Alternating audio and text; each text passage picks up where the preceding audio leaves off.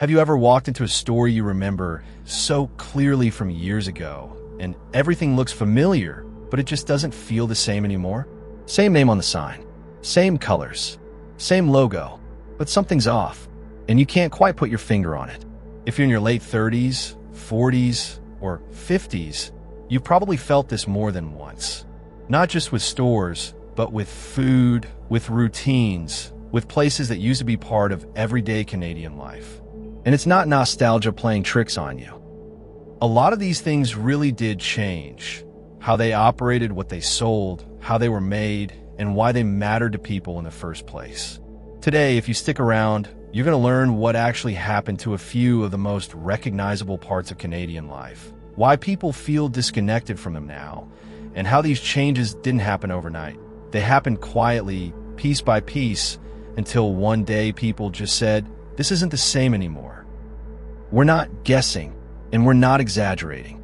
We're walking through what changed, when it changed, and why so many Canadians still feel the difference today. Let's start with one that almost everyone remembers.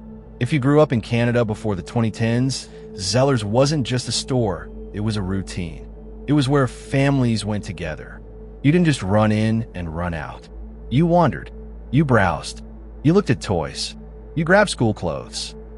You picked up basic home stuff that wasn't fancy, but it worked and it was affordable. And for a lot of families, Zellers wasn't optional.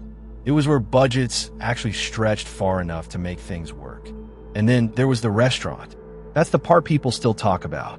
Sitting down in the middle of a department store for fries, burgers, grilled cheese, or a club sandwich while your parents took a break for shopping. Kids spinning on stools. Parents drinking coffee. It wasn't special because it was high-end. It was special because it was normal. It was part of the rhythm of life. Zellers started fading long before most people noticed. Big retail pressures, competition from Walmart, changes in how Canadians shopped, and eventually the decision to lease many of its locations to Target. When Target's Canadian expansion failed, Zellers didn't come back the way people expected. Stores closed quietly. Locations disappeared, and suddenly, something that had been everywhere just wasn't. When the Zellers name recently returned inside Hudson's Bay, a lot of Canadians were excited at first, but the reaction was telling. People didn't say, "Zellers is back." They said, "This doesn't feel like Zellers." No restaurants, limited selection, smaller sections tucked into another store. It wasn't built to be the same kind of place because retail and margins don't work that way anymore. The name came back. The experience didn't. And that's why it feels like something that existed, ended, and never really returned. Now, let's talk about something even more personal, because it was probably in your house every single week. Kraft Dinner isn't just food in Canada. It's cultural. Canada has historically consumed more KD per person than any other country. It was the after-school meal, the late-night dinner, the cheap option when money was tight, the thing kids could make themselves. And for a lot of families, it tasted a very specific way, creamy, salty, familiar. Over time, people started saying the same thing quietly. It doesn't taste the same. Portions felt smaller. The texture felt different. The flavor wasn't what they remembered. And again, this isn't imagination. The brand went through corporate restructuring, ingredient sourcing changes, and recipe adjustments over the years.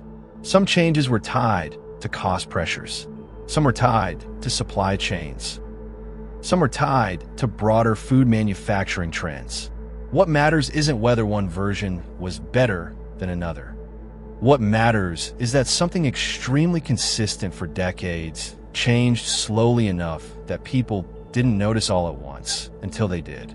And when food changes, it hits harder than almost anything else because food is memory. It's routine. It's comfort.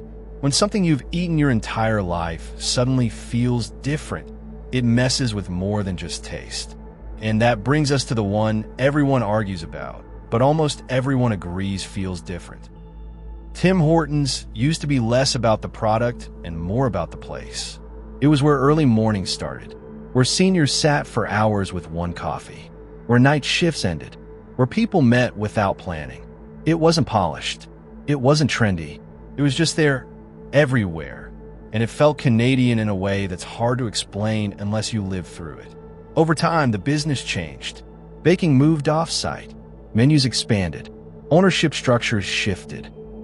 The focus became scale, efficiency, and speed. None of that is inherently wrong.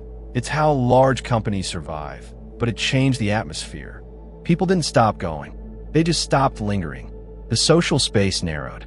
The experience got faster, louder, and more standardized. That's why when people talk about Tim Hortons now, they don't usually say it's gone. They say it's different. And that distinction matters. Because what disappeared wasn't the logo or the coffee. It was the feeling of familiarity, simplicity, and routine that surrounded it. None of these changes happened because Canada suddenly lost something. They happened because the country changed, how people shop, how companies operate, how margins work, how fast everything moves now. Big box retail became ruthless. Food production became optimized. Public spaces became transactional. And in the process, a lot of the small, human details disappeared. If you're in your 40s or 50s, this probably feels obvious. If you're in your late 30s, you're probably just starting to notice it. And if you're younger, this might explain why older Canadians talk about these things the way they do. Not because everything was perfect, but because it felt stable, predictable. The goal of this video isn't to say things were better or worse. It's to help you understand why they feel different and why that feeling is shared by so many people across the country. When routines disappear, when experiences flatten out, when places stop feeling personal, people notice, even if they can't explain it right away. And I think that's really the part that sticks with people the most.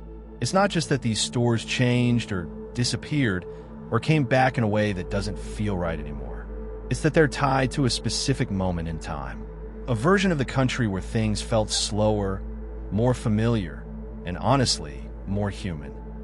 You didn't think about it back then because you weren't supposed to. These places were just there. They were part of your routine. Saturday errands, after-school stops, family road trips, random evenings where nothing special was happening, but you remember them anyway. And now, when you walk into a store that technically has the same name or drive past where one used to be, it doesn't trigger the same feeling.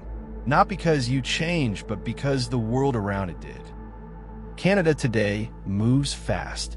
Everything is optimized, streamlined, rebranded, cut down, scaled up, or quietly replaced. Convenience wins over character. Efficiency replaces familiarity. And that doesn't mean everything is worse. It just means it's different. What people are really missing isn't a logo or a menu or a layout. They're missing how it felt to live in that moment. When these stores acted like landmarks in your life, not just places to spend money. In a way, they've become time capsules. Not because they're frozen in time, but because they remind you where you were when time felt different. So, if this video made you think of a place you haven't thought about in years, or a routine you didn't realize you missed, that's exactly what nostalgia does. It hits you in little ways, reminds you of how things once were, and shows just how much the world around us keeps moving. And even though these stores, foods, and routines may no longer exist in the same way, the memories stick with us, shaping the way we see our own past and the country we live in today. Change is constant, and Canada will keep evolving. But these small slices of history remind us of where we came from, how our families grew, and what our everyday life used to feel like. Every time you walk past a familiar street or hold something you remember from your childhood, you're holding a little piece of that time capsule, a little reminder that even though life moves forward, some things will always stay with us in memory, in stories, and in the shared experiences that define a generation. Thanks for watching, and until next time, this has been Maple Leaf Insider.